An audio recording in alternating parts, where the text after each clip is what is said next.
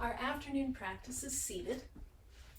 So I like to take my seated practice in a chair with no arms, so I have plenty of room to move, or a small stool. I'm sitting on a little stool. And we're going to start with our cervical spine. And our cervical spine is small and sensitive. It holds the weight of the head. And so we want to be a little bit mindful with our movement. So I'm going to breathe in and sit up nice and tall. And maybe just take a moment to let my shoulders melt away from my ears. An intentional breath here would be nice. So taking a breath in through the nose and exhaling through the mouth.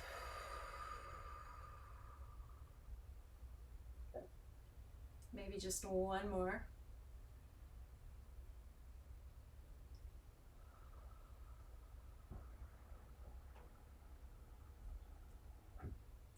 And then when you're ready, very gently, taking your left ear toward your left shoulder, letting the right side of the neck open a little bit. So when I do this, I can feel sensation kind of from right behind my ear down toward the base of my neck.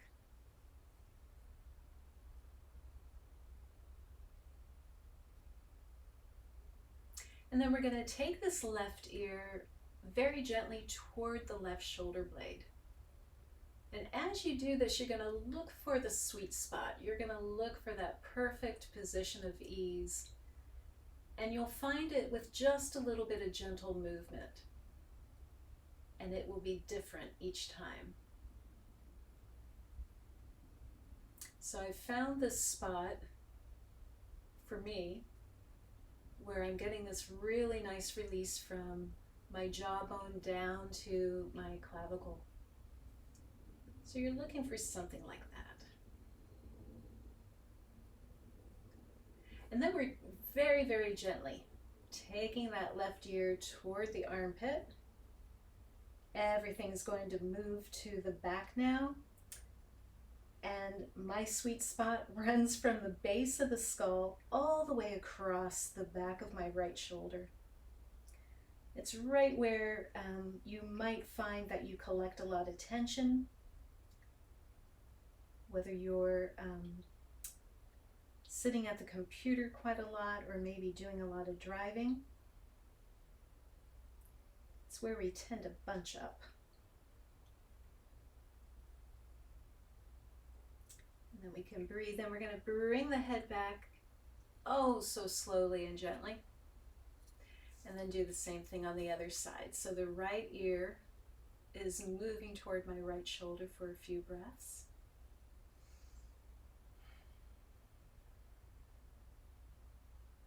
And all the while I'm really trying to keep my shoulders away from my ears, away from bunching up.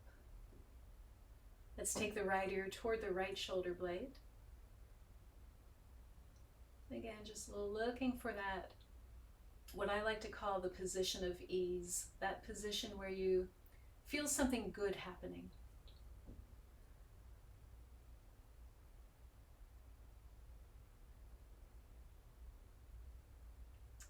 And then very gently taking this right ear toward the right armpit.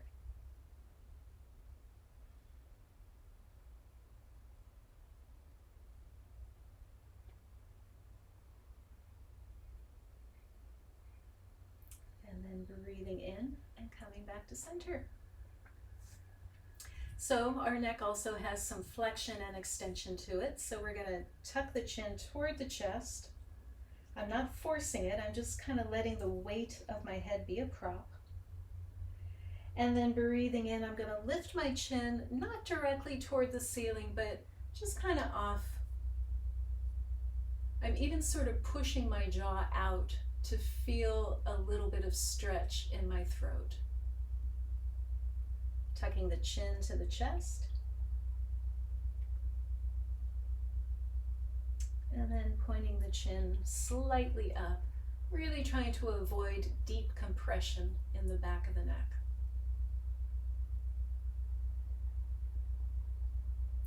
And then coming back to center, I'm going to just take a moment to get a little twist to the left, and then coming back to center, another twist to the right,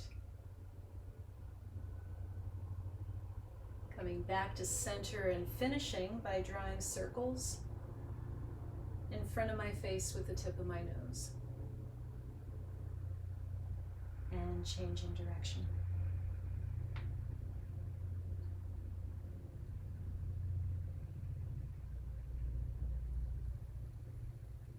And then coming back to center and bringing some movement to our shoulders. And we're just going to start with shoulder shrugs. So I'm taking my shoulders right up to my ears, which feels really counterintuitive. And when you do this, you might be tempted to hold your breath, but don't. So just hold the shoulders up there, keep breathing, let everything compress, and then release. Let's breathe in, take those shoulders up. Keep breathing. I think I'm like programmed to hold my breath when I elevate my shoulders. And release. And one more time, taking the shoulders up.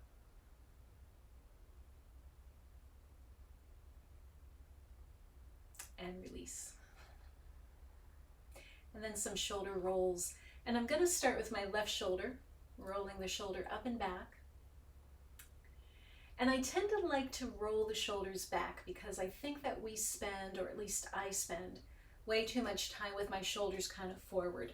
So rolling the shoulders back is sort of reversing that tendency.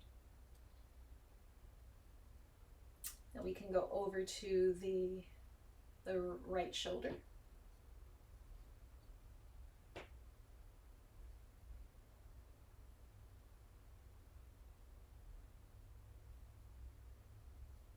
And we can alternate. And when we're alternating the shoulder rolls, we might begin to feel some sensation coming into the rib cage, coming into the spine. And finally rolling both shoulders up and back. And of course, there's all sorts of variations to this type of movement. You could, in fact, just pull the shoulders forward and then pull them back. So that's a nice way to open the upper back and to open the upper chest. Whatever movement you find that serves you without causing pain, it's all about choice. Okay, so once we're done with our shoulders, we're going to bring awareness down to our ankles and our knees and hips. So I'm going to cross my right knee over my left and just start circling my foot. And then change direction.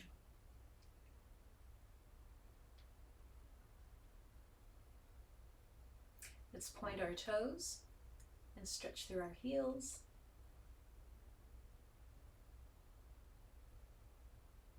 These movements feel so simple. They just feel so simple. But it's where you place your intention as you're practicing. If you're doing this while you're watching the news, I don't believe it's going to have the same effect.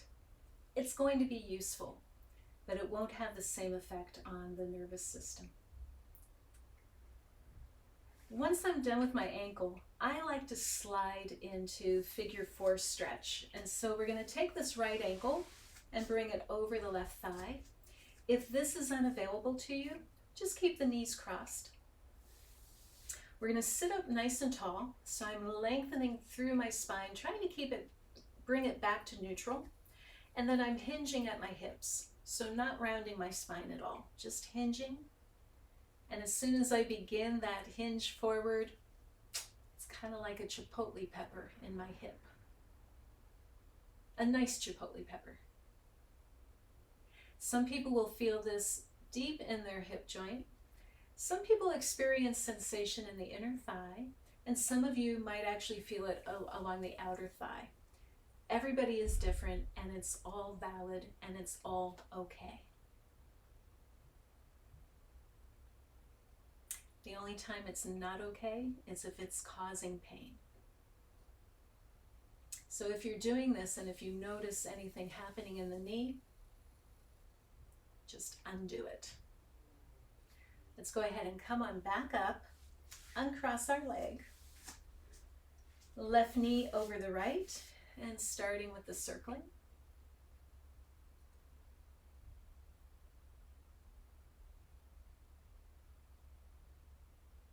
And changing direction. Full disclosure, I keep looking down because I have a cheat sheet right in front of me so I don't forget anything. And then pointing the toes and stretching through the heels.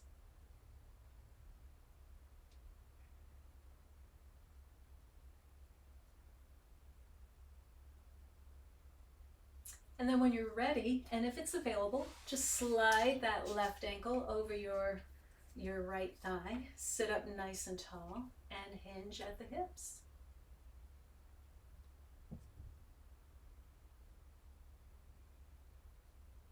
And we hold this as a static stretch, and if you like, you could think about your breath and how you're breathing. You might even visualize the breath moving into the area where you're feeling the most sensation.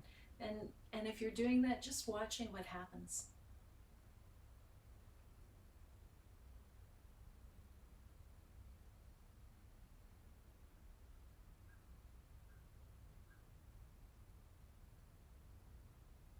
And then breathing in and back up and uncrossing the leg.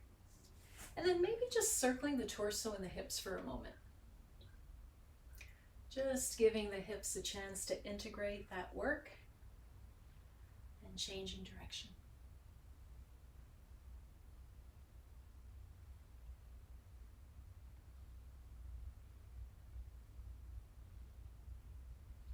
And then a little seated cat-cow. So it's just like when we did cat-cow from tabletop, same idea. We're going to tip our pelvis forward and lift our heart. And then we're going to round the spine and lean back. So breathing in, tipping the pelvis forward, lifting the chest. Exhaling, rounding the spine and leaning back. Now, as with anything else, you're going to work to your appropriate depth. And for some of us with lower back stuff, that tipping of the pelvis cue is no bueno. Yeah. So instead of tipping the pelvis forward, if that compression on the lower back is not helpful, keep your pelvis neutral and just lift through the heart instead. You can definitely do that. So breathing in and lifting the heart and rounding back. Coming back to center, some lateral stretches because our spine moves laterally as well. So I'm going to grab my chair leg or the seat of my stool, take the right arm up and over, and then breathing in, pull myself back up, and as I exhale, going to the taking the left arm up and over. So I really like keeping this dynamic. I really like moving from side to side. But if you don't, if you prefer to kind of hold something for a few breaths, by all means do that. This is your practice, nobody else's. So you do what works for you. Something else I like to do is after I take the arm over, sometimes I will roll the shoulder down and then open again. So sometimes I will roll the shoulder down and then open again. Let's do one more on each side.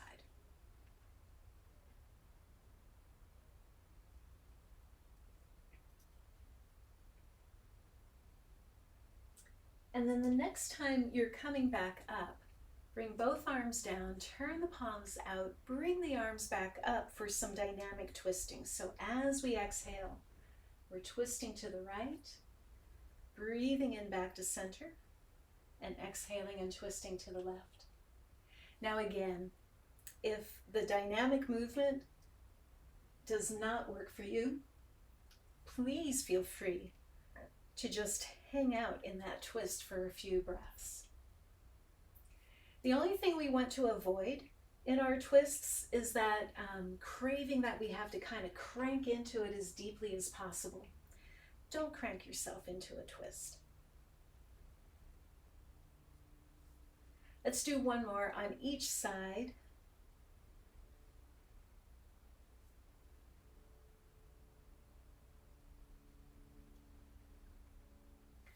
And then to finish, I'm going to bring my arms down and I'm actually just going to let my spine round forward and my head drop as if I were doing a little bit of a forward fold. Just staying here for a few breaths and then breathing in and curling up and maybe taking the arms up one more time and ending the practice with the hands at the heart.